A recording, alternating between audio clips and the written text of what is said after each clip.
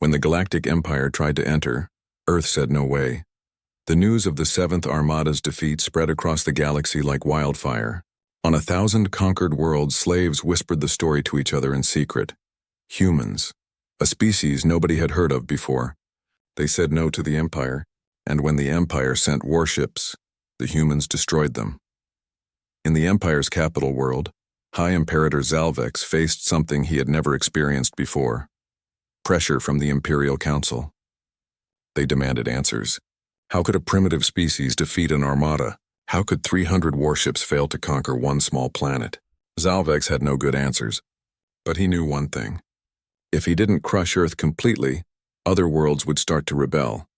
The Empire's power came from fear. If that fear disappeared, everything would collapse. Prepare the Dominion's Fist, he ordered. The Imperial Council fell silent.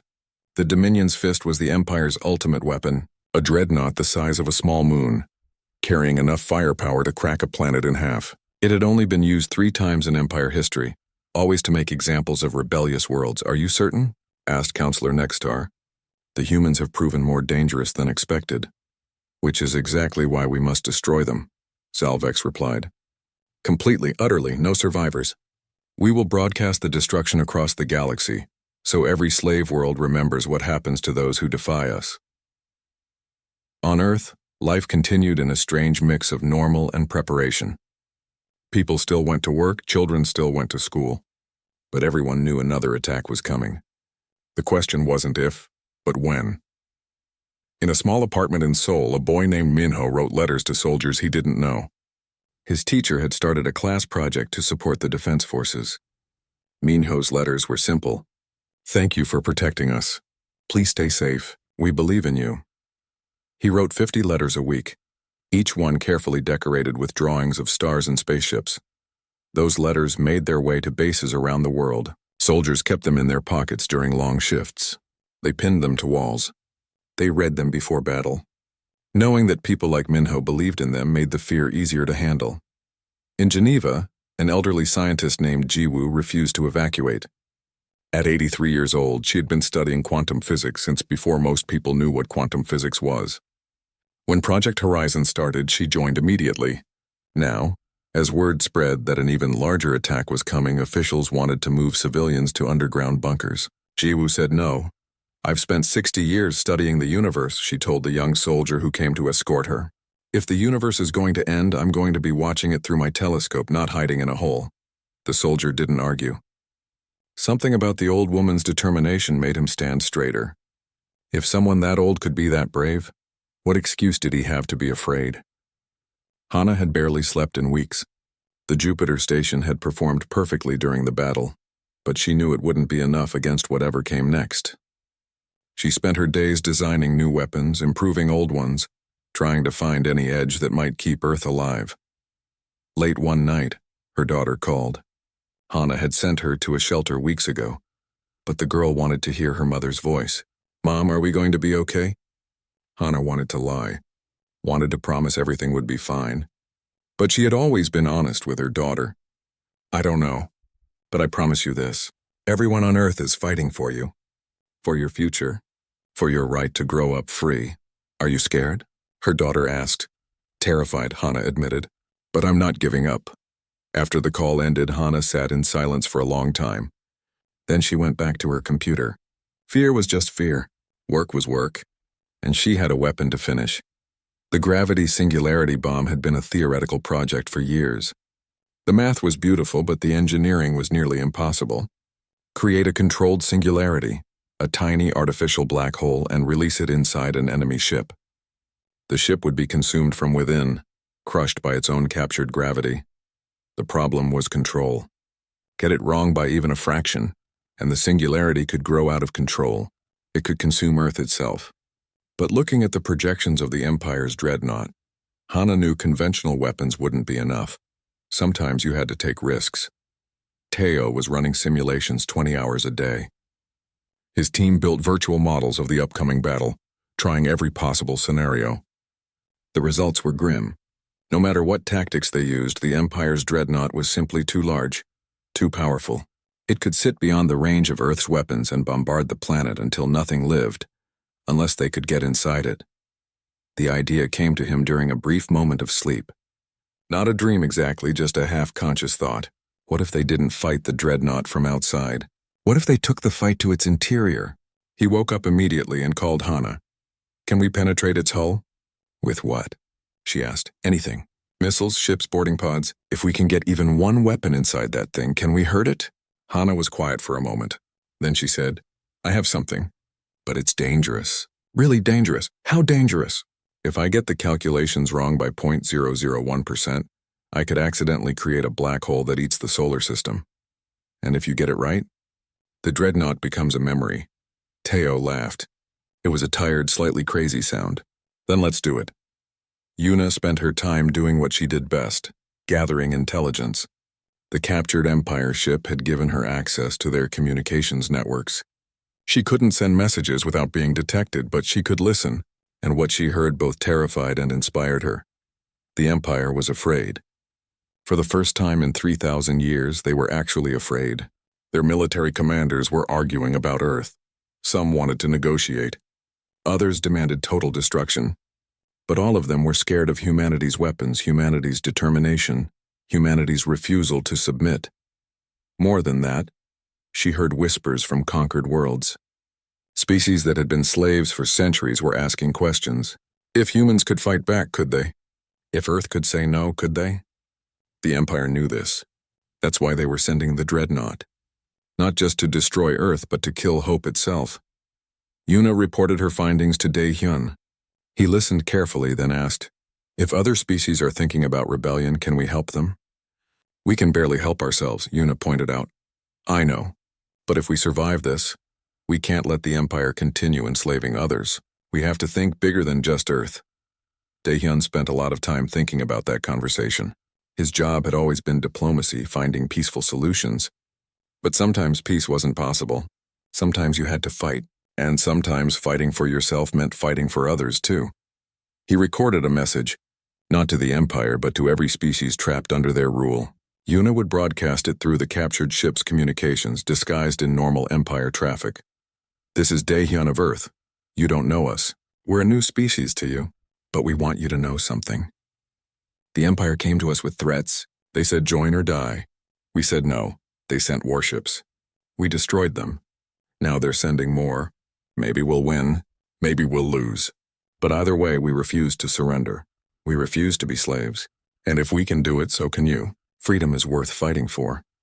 The message spread quietly through the Empire's networks. Most people never heard it, but some did. And they began to hope. When the Galactic Empire tried to enter, Earth said no way. The Dominion's fist appeared at the edge of Earth's solar system like a nightmare made real. It wasn't just a ship. It was a statement. A monument to Empire power. Sensors across Earth detected it immediately, and for a moment everyone stopped breathing. High Imperator Zalvex stood on its bridge, looking at the small blue planet that had caused so much trouble. He had come personally to witness Earth's destruction. This wasn't just about conquest anymore. This was about sending a message to every species in the galaxy. "Defy us, and this is what happens. Send them my terms," Zalvex ordered. "Unconditional surrender. Every human becomes property of the Empire. Their technology, their resources, their very lives belong to us now. They have 1 hour to comply." The message reached Earth within seconds. Dae-hyun read it in his office, alone. The terms were clear. Surrender or die. There would be no battle. The dreadnought would simply sit in space and rain destruction on Earth until nothing lived. For a long moment, Dae-hyun felt the weight of his position. He could save billions of lives by surrendering. Save the cities, the children, the future. All he had to do was give up freedom. Then he thought about Minho, the boy who wrote letters to soldiers. About Jiwoo, the old woman who refused to evacuate. About every human who had chosen to fight rather than kneel. He couldn't surrender for them. It wasn't his choice to make. He typed his response himself. Simple words that would define humanity's legacy. No. Never. Not while a single human still lives. Zalvex received the message and felt nothing but contempt. These humans were fools. Brave fools perhaps, but fools nonetheless. Begin bombardment. Target their major cities first. I want them to watch their world die. On Earth, alarms sounded. Everyone knew this was the end game. The final battle. Win or lose, this was humanity's last stand. Teo was already in the command center, coordinating with military forces worldwide. All defense platforms online. Jupiter station ready. Lunar railguns charged. Mars colony standing by. This is it, people. Everything we have, we throw at them. Hana was making final adjustments to the singularity bomb. Her hands shook slightly, not from fear but from exhaustion. She hadn't slept in 3 days. Didn't matter. Sleep could come later. If there was a later, the bomb was loaded into a small, fast ship, not one of the strike craft from the raid on Kelvar Station. This was something new, built specifically for this mission. It had maximum speed, maximum stealth, and barely any weapons. Because it didn't need weapons, it just needed to deliver one payload. Who's flying it? Teo asked. I am, Hana said. Absolutely not. You're too valuable. The bomb requires real-time adjustments during flight. The calculations have to be perfect or it won't work. Or worse, it'll consume Earth instead of the dreadnought. Hana's voice was calm. I built it. I understand it. I'm the only one who can fly it. Teo wanted to argue, but he knew she was right. Then take a crew. At least give yourself backup. 5 people, Hana agreed. Engineers who understand the systems. But they need to know it's suicide if things go wrong. She found her volunteers within minutes. All of them understood. All of them came anyway. The Dominion's fist opened fire. Massive energy beams lanced down from orbit, striking Earth's planetary shield. The shield held, but barely. Every fusion reactor on the planet was running at maximum capacity, and it still wasn't enough. Shield at 70%, someone reported. We can't take much more of this. Then we don't give them much more, Teo said. All forces engage. Make them notice us. Earth's orbital defense platforms opened fire. Thousands of missiles and energy weapons streaked toward the dreadnought. They looked impressive. Against the Dominion's fist, they were gnats annoying an elephant. The massive ship's shields absorbed everything, but that was the point. While the Empire focused on the obvious threat, Hana's small ship launched quietly from the far side of the moon. It accelerated away from Earth, then curved back in a wide arc, using Jupiter's gravity to slingshot toward the dreadnought. The battle intensified. Earth threw everything at the dreadnought. Jupiter Station fired its gravity torpedoes, and for the first time the dreadnought's shields flickered. Not much, but enough to show it could be hurt. Focus fire on that section, Teo ordered. Overwhelm their shield generators. The lunar railguns fired in sequence. Relativistic projectiles slammed into the same section of shield that the gravity torpedoes had weakened. The shields buckled, held, then buckled again. Zalvex felt the ship shake beneath his feet. What was that? Shields at 91%, his tactical officer reported. The humans are concentrating fire on Section 7. Rotate shield frequency, and target their moon. If that's where their weapons are, destroy it. The Dominion's fist turned its massive weapons toward Luna. The moon had been humanity's companion for billions of years. In seconds, it would become a graveyard. Hana's ship was close now, hidden in the chaos of battle. Yuna was with her, working on keeping them invisible to the Empire's sensors. They're scanning for threats, Yuna said. But we're so small and quiet, we're not registering as a ship. They think we're debris. Good, keep it that way. The dreadnought fired on Luna. The first shot hit the main railgun battery, vaporizing it instantly. Thousands of people died in that moment. The second shot hit a civilian shelter. More deaths, more losses. On Earth, people watched in horror. The moon was dying. Their shield was failing. The dreadnought seemed unstoppable. Then Hana's ship reached it. She flew straight into the dreadnought's hangar bay, a massive opening designed for launching fighter craft. Security tried to stop her, but Yuna had already hacked the hangar's systems. The doors stayed open. Defense turrets didn't fire. Inside the dreadnought, Hana could see its true scale. The hangar alone was the size of a city. Hundreds of fighters sat ready for launch. Thousands of Empire soldiers worked on the deck. And somewhere deep in the heart of this monster was the reactor that powered it all. Yuna, I need a path to the reactor core. Yuna pulled up schematics from the captured ship's database. Straight ahead, then down 3 levels. There's a maintenance shaft that runs directly to the core. The small ship raced through the dreadnought's interior. Empire security scrambled to stop them, but they were too slow. By the time they understood what was happening, Hana's ship was already at the reactor level. She set the ship on autopilot and activated the singularity bomb. The device hummed to life, its calculations running faster than any human mind could follow. Create a gravitational singularity. Stabilize it. Contain it. Then release it at exactly the right moment. We need to go, one of her crew members said. We need to evacuate.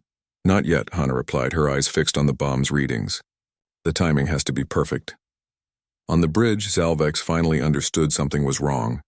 Intruder alert in the reactor section? How did anything get past our shields? Sir?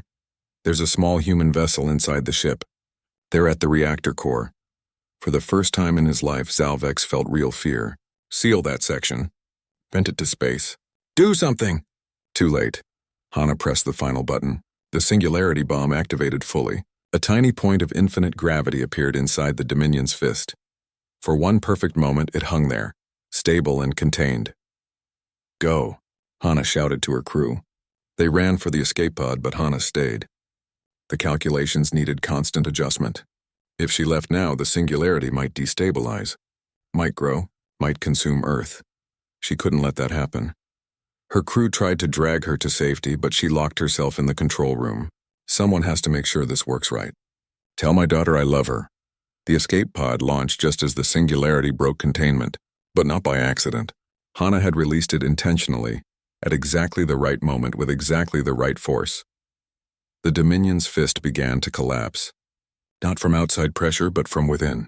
The singularity consumed the reactor first, then spread outward. Metal, equipment, people, everything fell into the artificial black hole.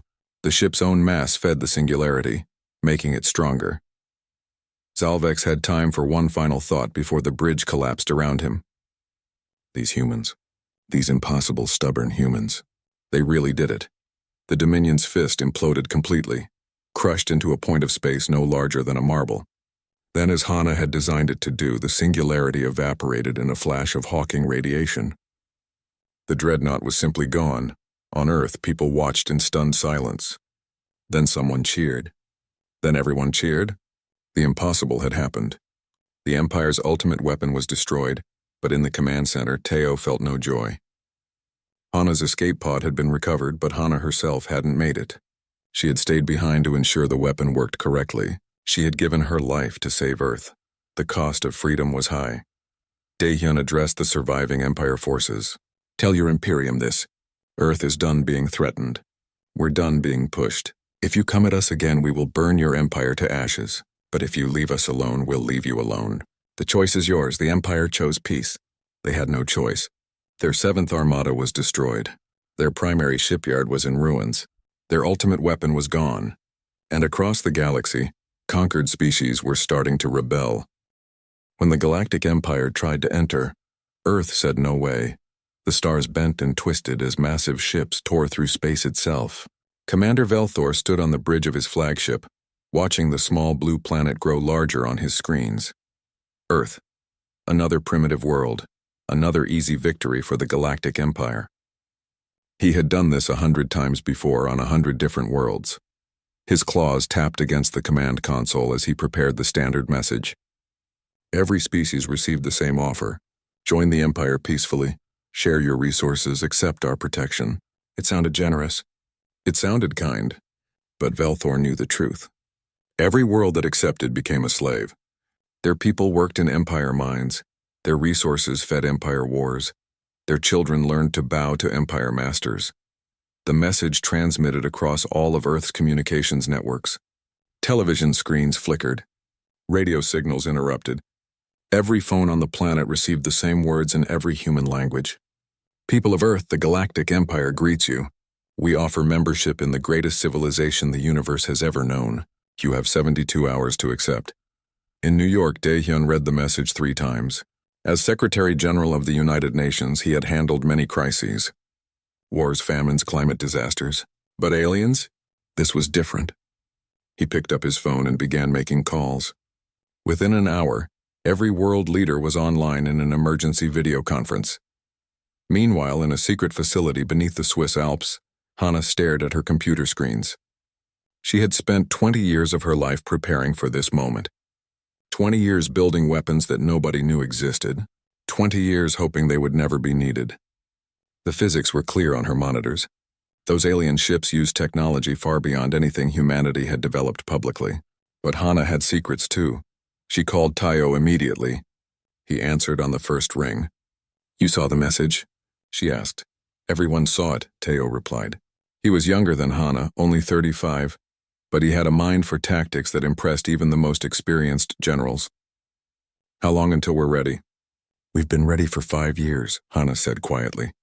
"The question is whether we'll need to be." Across the facility, Yuna was already working. Her fingers flew across keyboards as she intercepted and decoded alien transmissions. The Empire thought their communications were secure. They were wrong. Yuna had been tracking their signals for years, ever since she first detected them at the edge of the solar system. She had learned their language, studied their patterns, and now she was reading their private messages. What she found made her blood run cold. She printed the translations and ran to find Daehyun. He needed to see this immediately. The UN conference room was full of frightened leaders. Some wanted to accept the Empire's offer. They argued that resistance was suicide. Others wanted to fight, but they looked at Earth's military and saw only primitive weapons. Nuclear missiles, fighter jets, naval destroyers. What could those do against ships that crossed light years of space? Daehyun listened to them all. He was about to speak when Yuna burst through the door. "Sir, you need to see this now." She handed him the papers. Daehyun read them slowly, his face growing darker with each line. The documents were Empire communications, decoded and translated. They discussed Earth like farmers discussed cattle. How many humans could work the mines? How much metal could be stripped from the planet? Which humans would be kept as slaves and which would be eliminated? There was more. Records of other worlds. The Empire's history stretched back 3,000 years. In all that time, over 500 species had received the same offer Earth just received. Some accepted immediately. Those became slave races within a generation. Others refused. The Empire destroyed them completely, burning their worlds until nothing lived. Not a single species had ever successfully resisted. Daehyun looked up at the video screens showing all the world's leaders. He held up the papers. "They're lying. This isn't an invitation. It's a trap. Every species that joins them becomes slaves. Every species that refuses is destroyed." The room exploded into argument. Some leaders refused to believe it. Others demanded proof. A few started crying. "Silence!" Daehyun's voice cut through the noise. "We have 72 hours to make a decision, but I want everyone here to understand something. If we say yes, our children will die in their minds. Our grandchildren will forget what freedom means. Earth will become another conquered world in their empire. And if we say no," asked the president of Brazil, "they'll destroy us anyway." Daehyun was quiet for a moment. Then he said, "Maybe. But I would rather die free than live as a slave." "Wouldn't you?" The vote took 6 hours. Every nation had to agree. Some were easy. Others took convincing. But slowly, one by one, the votes came in. When the final count was displayed, it was unanimous. Earth's answer was no. Daehyun recorded the response himself. He kept it simple. "Commander Velthor of the Galactic Empire, we have considered your offer. Our answer is no. We will not join your empire. We will not surrender our freedom. We will not bow to you, leave our solar system and never return." When Velthor received the message, he actually laughed. His crew laughed with him. In 3,000 years, this had never happened. These primitive humans thought they could refuse. They thought they could fight.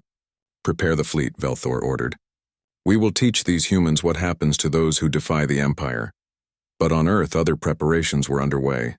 Hana was activating systems that had been hidden for decades. Weapons platforms disguised as satellites.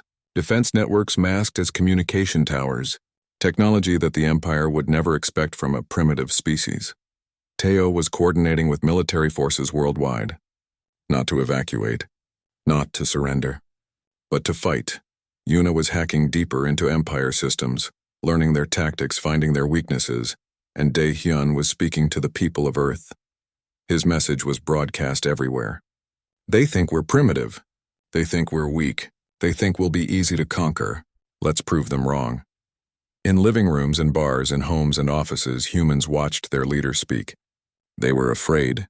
Of course they were afraid. But they were also angry, and determined, and united in a way they had never been before. The Empire had made a mistake. They had given Earth time to prepare. 72 hours might not seem like much. But humanity had learned to do remarkable things when their survival was at stake. Commander Velthor began moving his fleet into Earth's solar system. He expected to crush this resistance quickly. He expected the humans to panic and beg for mercy. He had no idea what was waiting for him. When the Galactic Empire tried to enter, Earth said no way. Commander Velthor could not understand what had just happened. He stared at his monitors, watching the debris of 2 Empire warships float past his bridge windows. His third ship was captured, pulled into Earth's orbit by some kind of tractor beam his sensors couldn't even identify. The entire battle had lasted 47 seconds. 47 seconds. His fleet of 3 warships, each capable of destroying a city with a single shot, had been neutralized before they could fire a single weapon. He had faced resistance before. Pirates, rebels, rogue colonies. They always fought back, but they always lost slowly. This was different. His communications officer was shouting something, but Velthor couldn't hear him. His mind was trying to process what his eyes had just seen. The humans had weapons that ignored shields. Weapons that crushed his ships from the inside, as if gravity itself had turned against them. And then those tiny machines, millions of them, swarming over the third ship like insects, taking it apart at the molecular level. 20 years earlier, in a bunker beneath Switzerland, Una had been the first to detect them. She was working late, analyzing deep space radio signals when her computers picked up something unusual. A pattern, a rhythm, not natural. She spent 6 months decoding it before she understood what she was hearing. Alien communications. She took her findings to the UN. Most people didn't believe her, but Daehyun did. He was younger then, just starting his diplomatic career, but he understood the implications. If aliens existed and were talking to each other, they might eventually notice Earth. That's when Project Horizon began. Hidden from the public, funded by every major nation, it had one goal: make sure Earth could defend itself if visitors arrived. Hana was recruited to lead the weapons development. Teo joined later, bringing his tactical genius to defensive planning. They had 20 years to prepare. Now, watching the Empire ships burn, they knew it had been enough. On the bridge of his flagship, still in shock, Velthor finally heard his communications officer. "Sir, we're receiving a transmission from Earth." Daehyun's face appeared on the screen. He looked calm, too calm for someone whose planet was about to be invaded. "Commander Velthor, I hope you're receiving this message. I want you to understand something. What just happened was not luck. It was not a surprise attack. It was a demonstration." Velthor's claws dug into his chair. "You destroyed Empire vessels. This is an act of war." "No," Daehyun replied.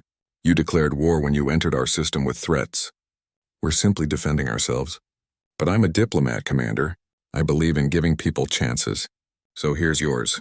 Take what's left of your fleet and leave. Never come back. Tell your empire that Earth is not interested in their offers, their threats, or their wars." "You think 3 ships represent the Empire's might?" Velthor hissed. "We have thousands of vessels, millions of soldiers. We have conquered 500 worlds." "Then go conquer your 501st somewhere else," Daehyun said. "Earth is closed." The transmission ended. Velthor sat in silence for a long moment. Then he turned to his crew. "Send a message to High Imperator Zalvex. Tell him we need the entire 7th Armada. Tell him these humans need to be taught a lesson." On Earth, the celebration was brief. Hana stood in the command center, watching the Empire's damaged fleet retreat beyond the orbit of Mars. Teo stood beside her. "They'll come back," he said. "I know," Hana replied. "With more ships. A lot more. Will we be ready?" Hana thought about the Jupiter station. Hidden deep in the gas giant's atmosphere, protected by storms that could swallow Earth whole, it was humanity's largest weapons platform. She had designed it herself. The gravity torpedoes it carried could bend space itself, creating weapons that no shield could block. "We'll be ready," she said. Una was already working on the captured Empire ship. Her team of hackers and engineers were taking it apart piece by piece, learning everything they could. The ship's computer contained tactical data, fleet movements, Empire technology. It was a treasure trove of information. "They use centralized command structures," Una explained to Teo later that day. "Every ship reports to a command vessel. Every command vessel reports to a flagship. Take out the flagship and the fleet loses coordination. Weakness. Teo said, understanding immediately. They rely on orders from above. We don't. Exactly. Our forces are trained to think independently. Theirs aren't. This was the key difference that the Empire never understood. Human military forces didn't just follow orders. They adapted. They improvised. They made decisions on the fly. It made them chaotic, but it also made them unpredictable. 3 weeks later, the 7th Armada arrived. 300 warships, each larger than a skyscraper, appeared at the edge of Earth's solar system. High Imperator Zalvex himself commanded the fleet from his massive flagship. He had never personally led a conquest before. But these humans had insulted the Empire. They had destroyed Empire vessels. They needed to be made an example. His first message to Earth was simple. Surrender immediately or we will turn your planet to ash. Daehyun didn't respond with words this time. He responded with action. Teo gave the signal, and Earth's orbital defense network came online. Satellites that had been disguised as weather monitors and communication relays transformed. Panels slid open. Weapons emerged. The network covered Earth like a shell. Thousands of interconnected defense platforms, each one capable of independent action, but coordinated by quantum computers. The moon lit up next. Hidden bases opened, revealing railguns that could fire projectiles at a significant fraction of light speed. The recoil from a single shot would have destroyed a normal base. But these were built into the lunar bedrock itself, using the moon's mass to absorb the impact. Mars' colony activated its weapons too. And the asteroid belt became a minefield, with automated defense drones hidden among the rocks. But the real surprise was Jupiter Station. As the Empire fleet advanced, confident in their overwhelming numbers, Hana gave the order. The station emerged from Jupiter's storms, massive and terrible. It fired its first gravity torpedo and space itself seemed to scream. The torpedo didn't travel in a straight line. It couldn't. It carried a miniature gravitational anomaly, a tiny piece of compressed spacetime. When it reached the Empire's front line, it detonated. 3 ships were crushed instantly, imploded by artificial gravity stronger than a black hole. 5 more were disabled, their hulls twisted and bent. Salvex watched in horror as his fleet began to burn. The humans weren't just defending. They were counterattacking with weapons that defied physics as the Empire understood it. His tactical officers were screaming reports. Shield generators failing, hull integrity compromised, communications jammed by some kind of quantum interference. Return fire, Zalvex ordered. All ships fire everything. The Empire fleet unleashed its weapons. Energy beams, missiles, kinetic rounds. Enough firepower to destroy a dozen planets. It should have been the end of Earth. Instead, the planetary shield activated. Every fusion reactor on Earth, synchronized by Hana's quantum network, powered a single massive energy field. The shield didn't just absorb the Empire's attack. It reflected it. The energy bounced back, striking the Empire's own ships. Chaos erupted in the Empire fleet. Ships collided with each other, trying to evade their own reflected weapons. Teo's defense network picked them off one by one. Railgun shots from the moon, gravity torpedoes from Jupiter Station, drone swarms from the asteroid belt, and always the nanite clouds that could disable any ship they touched. The battle lasted 6 hours.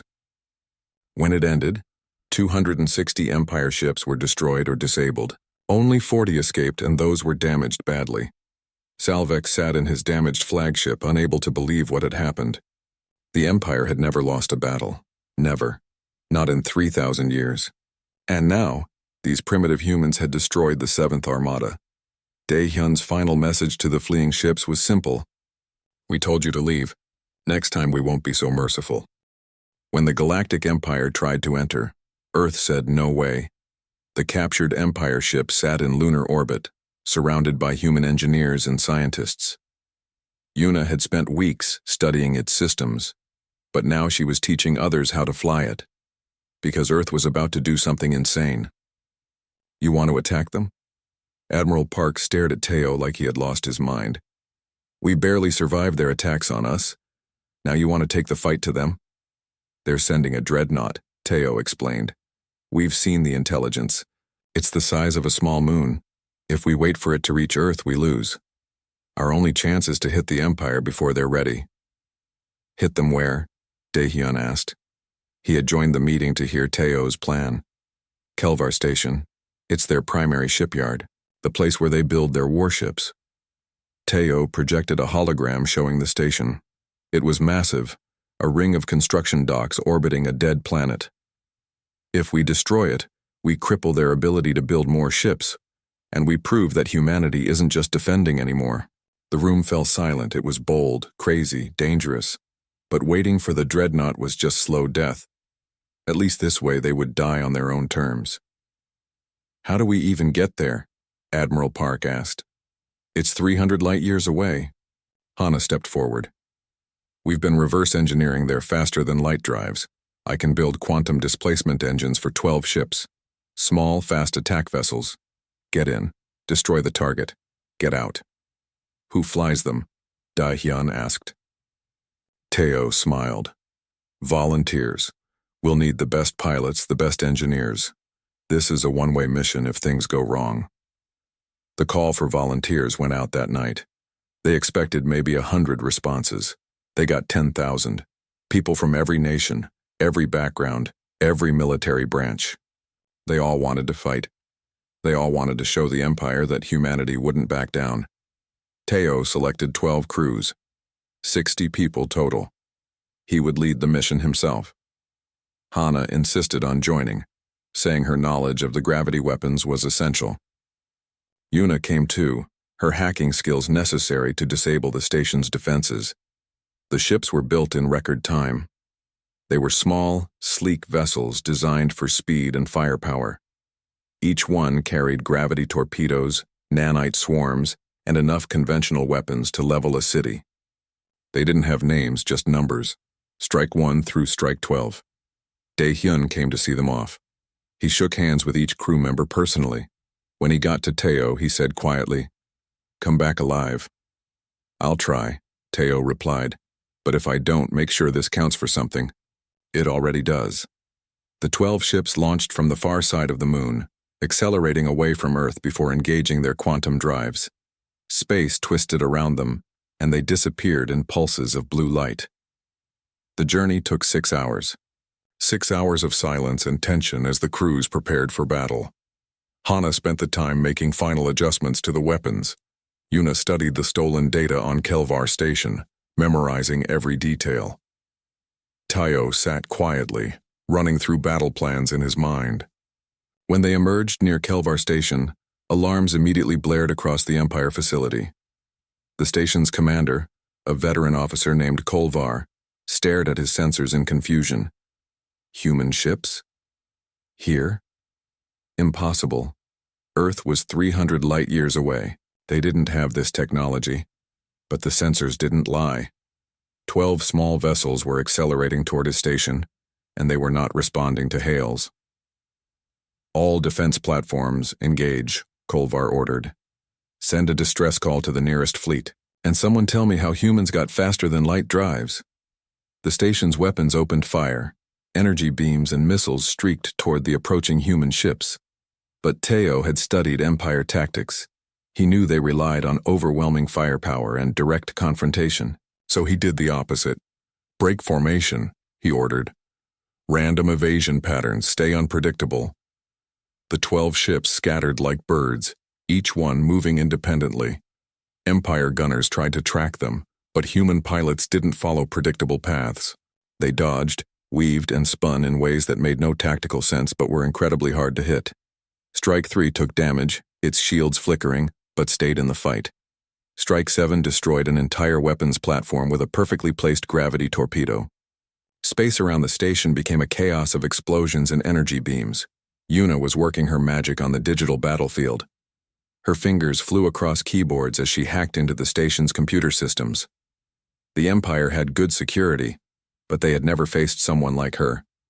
She found backdoors, exploited weaknesses, and within minutes she had access. "I'm in," she announced, disabling their shields in 3, 2, 1. The massive energy shields protecting Kelvar Station flickered and died. Suddenly, the construction docks were vulnerable. "All ships focus fire on the primary construction ring," Teo commanded. "Gravity torpedoes first, then everything else." The 12 ships unleashed their weapons. Gravity torpedoes struck the ring in 6 places simultaneously. Space itself, bent and twisted as artificial gravitational forces tore through the structure. Metal screamed. Ships under construction crumpled like paper. Entire sections of the station broke apart. But the Empire wasn't finished. 3 warships that had been docked at the station launched, their weapons hot and ready. These weren't damaged vessels fleeing Earth. These were fresh, fully armed capital ships. "We've got company," someone called over the radio. Teo saw them coming. 3 Empire warships against 12 human strike craft. By conventional thinking, it should be an easy Empire victory. Warships were larger, better armed, better shielded, but Teo didn't think conventionally. "Strike 4, Strike 8 with me. Everyone else keep hitting the station, don't let them rebuild." 3 human ships peeled off to engage the warships. It should have been suicide. Instead, it became a lesson in human creativity. The Empire warships tried to engage in standard ship-to-ship combat. They fired their main weapons, expecting the humans to try to outrun or outgun them. Instead, Teo led his small force straight into the construction docks themselves. "He's using the station as cover," Kolvar realized in horror. "All ships, be careful not to hit our own facilities." That moment of hesitation was all Teo needed. While the Empire warships slowed their fire to avoid damaging their own station, the human ships used the construction equipment as weapons. Massive cranes designed to lift ship sections became improvised battering rams. Welding lasers meant for construction became cutting torches against enemy hulls. Even the magnetic locks used to hold ships in place became weapons, grabbing Empire vessels and slamming them into debris. One warship exploded when Teo lured it into a fuel depot. Another was disabled by Strike 8's nanite swarm, which entered through a ventilation port and shut down the ship's computer core. The third tried to flee, but Strike 4's gravity torpedo caught it, crushing it like an empty can.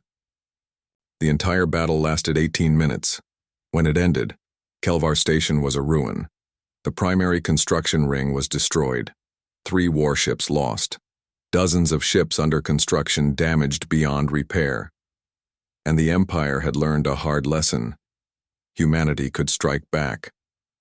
"All ships quantum jump on my mark," Teo ordered. 3, 2, 1, jump.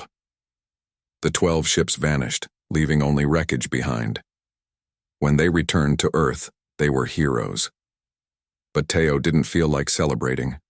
He knew what they had started. The Empire wouldn't forgive this. They wouldn't forget it. The dreadnought was coming, and now it would be even more determined. But as he walked through the lunar base, he saw the faces of the people watching him. They were inspired, hopeful, proud. Earth had struck the Empire on their own territory and won. Dae-hyun met him in the command center. "The Empire's communications are going crazy," he said. "You've shaken them badly." "Good," Teo replied. "Let them be scared for once." Across the galaxy, on conquered worlds, people heard about the raid. Some didn't believe it. Others did and began planning their own rebellions. The Empire's grip on their territories was beginning to crack, and on Earth, Hana worked through the night, perfecting the singularity bomb. Because she knew the final battle was coming.